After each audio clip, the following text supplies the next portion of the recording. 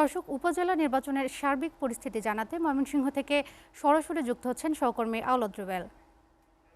রুবেল, নির্বাচনে আইন শৃঙ্খলা পরিস্থিতি কেমন দেখছেন? ভোট কেন্দ্রে ভোটার উপস্থিতি কেমন দেখছেন? আমাদের বিস্তারিত জানাবেন।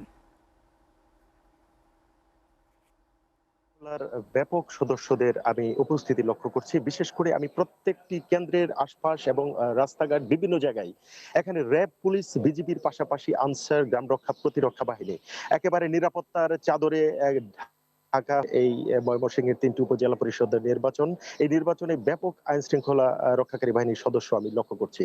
তো এখানে বাহিরে খুব আনন্দ উচ্ছ্বাস এবং চতুর্দিকে কর্মী সমর্থক, আইন শৃঙ্খলা বাহিনী সব মিলিয়ে কিন্তু সাজ একটা রব। কিন্তু এখানে মাঠ ফাঁকা।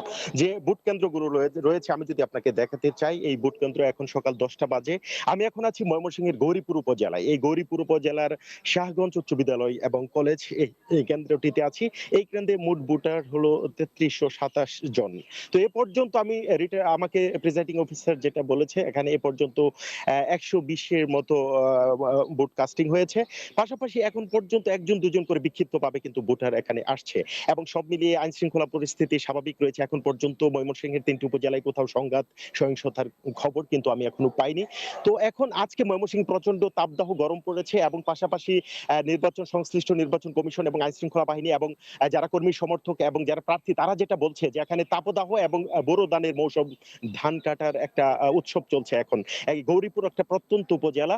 এখানে লোকজন হয়তো দুপুরের পরে যত বেলা গড়াবে তখন ভোটার সংখ্যা আরো বেড়ে যেতে পারে তারা আমাকে জানিয়েছেন। তো এখানে এই গৌরীপুর উপজেলায় ৩ জন উপজেলা চেয়ারম্যান প্রার্থী। বিশেষ করে এখানে একটি বিশেষ দিক হলো, এখানে গতবার এই যে এমপি নির্বাচনে, জাতীয় সংসদ নির্বাচনে সোমনাথ সাহা যিনি গৌরীপুর উপজেলা আওয়ামী লীগের সাধারণ সম্পাদক, তিনি এমপি পদে নির্বাচন করেছিলেন। তিনি এবার কিন্তু এখানে তিনি আনারস প্রতীক নিয়ে নির্বাচন করছেন। পাশাপাশি আরো ২জন হেভিওয়েট প্রার্থী রয়েছেন। উপজেলা যুবলীগের সভাপতি মোফাজ্জল হোসেন খান, তিনি দোয়াত কলম নিয়ে, এবং সাবেক জেলা পরিষদ সদস্য এইচ.এম. খায়রুল বাশার, তিনি ঘোড়া প্রতীক নিয়ে। ৩ জন উপজেলা চেয়ারম্যান এবং এখানে ৬ জন মহিলা ভাইস চেয়ারম্যান এবং ৪ জন ভাইস চেয়ারম্যান এখানে প্রতিদ্বন্দ্বিতা করছেন। সব মিলিয়ে এখানে ভোটার উপস্থিতি এখনো কম থাকলেও নির্বাচনের সার্বিক পরিস্থিতি এখনো সুন্দর সুষ্ঠুভাবেই চলছে। তো রোদেলা, এই ছিল আমার কাছে ময়মনসিংহ থেকে নির্বাচনের সর্বশেষ।